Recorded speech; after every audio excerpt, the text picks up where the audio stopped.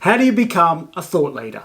In this video, I'll share the 4 steps that every elite performer takes to get to the top, plus 3 actions you can take today to kickstart your progress.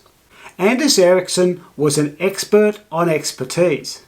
He was a world-class researcher on how to develop skill and build expertise.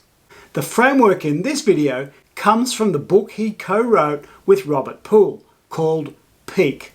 If you want to be amazingly good at anything, especially to become a thought leader or a content creator, then this video is for you. Your first steps to become a thought leader are going to be driven by curiosity.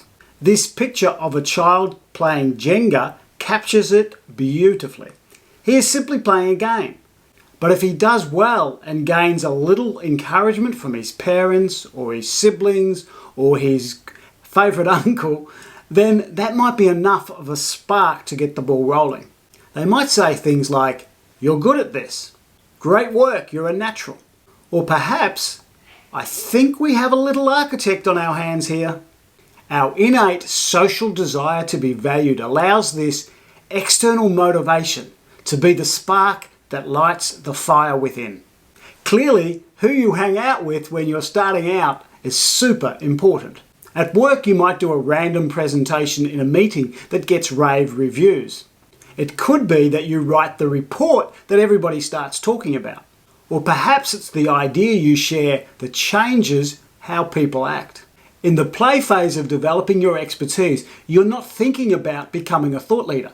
You're just doing the task that's in front of you without a view to the future.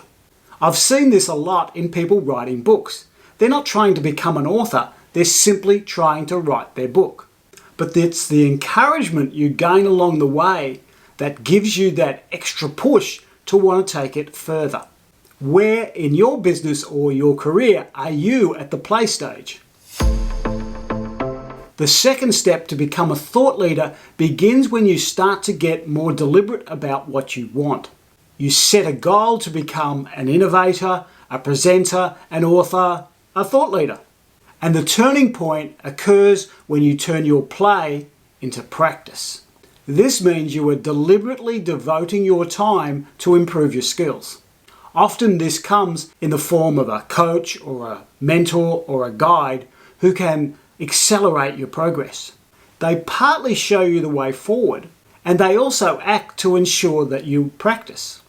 Growing up, this might have been when you started piano lessons, when you joined a sporting team, or when you started working with a tutor for your school studies. Your motivation starts to include both the external drive from your coaches and teachers, and you start to drive yourself as well. And this comes from you starting to see the results of your efforts. As a young sports person, this might have been when you get selected for a higher level team. At work, it might have been when you've got your first promotion. You might have also received more requests to give presentations, invitations to lead meetings, or have people coming to you for your advice. Importantly, you'll also change the way you see yourself. You're no longer giving a presentation, you now call yourself a presenter. This shift in your identity signals an important shift in your journey to become a thought leader. In public speaking, I'm an example of someone who didn't progress from play to serious. While I've given over 30 presentations in 4 different countries, the US, Canada, New Zealand, and Australia, I've never deliberately and proactively sought out presentations. In contrast, I've now written 12 books. When I started out, I wasn't trying to be an author. I was just writing a book that I thought would further my career and my business. But along the way, this changed. I started to relate to myself as an author, as someone who wrote books on a regular basis, and that's when I started to devote myself to improving my skills. Where in your business or career are you at the serious stage of building your expertise?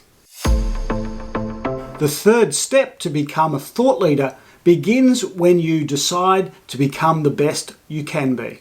It's the step from being serious to being committed. At the serious level, You might seek out a local coach, then this might be your boss because they're immediate to you. But at the committed level, you start to look further afield for the best teachers you can find. Plus your motivation shifts to you. You're no longer relying on others to keep you going. This is also when you start to align your lifestyle to help you achieve your high performance goals.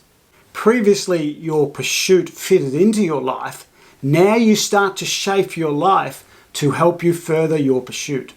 And this includes having the support of your family, friends, and colleagues. For me, when I started on YouTube last year, I promised to create 10 videos. That was my starting point. And once I'd published those 10 videos, I sat down to look at whether I wanted to commit to doing more videos in the future. This is when I committed to the long-term goal of being a visual storyteller and a movie maker. And here we are 40 odd videos later. Since then, I've devoted 60 to 80% of my working week to create my videos and to learn how to create better videos. Where in your business or career are you committed?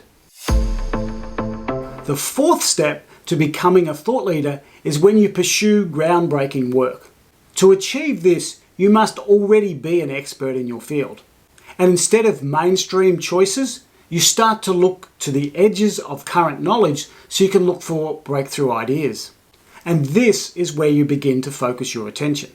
It's almost like you become a beginner again, where once again, curiosity plays an important part in your work. And the key is to continue to do the work. There are no shortcuts here. The simple fact is that most Nobel Prize winners published more scientific papers than their colleagues. Doing the work is the path to success and the key to producing groundbreaking results. At some point, your motivation transcends itself and becomes a purpose for you to pursue. You simply wake up and get to work because that's who you are and what you do. One part of this shift to purpose is that you stop thinking about the specific pieces of work and instead you view what you do as your life's work. For me, I've built up a lot of expertise about producing and designing ideas through all the books I've written, the blog posts, the ebooks, the videos. But I haven't started to explore the edges of current knowledge. Well, not yet. If you've been creating groundbreaking thought leadership, what have been the keys to your success? Now for 3 actions you can take today to kickstart your progress in how to become a thought leader. First, which of these 4 levels of building expertise describes where you're at right now? Are you at the play, serious, committed, or groundbreaking stage? Second, what action do you need to take that will enable you to reach the next level? Is it motivation, having a coach, or how you relate to your work? Third, what project will you create to translate this into action? If you have any questions about this, add a comment below and I'll give you my best answer. In our next video, to help you take your thought leadership or your content creation to another level, we'll look at projects and the 4 key elements to a powerful project. Thanks for watching and I'll see you in the next video. Bye.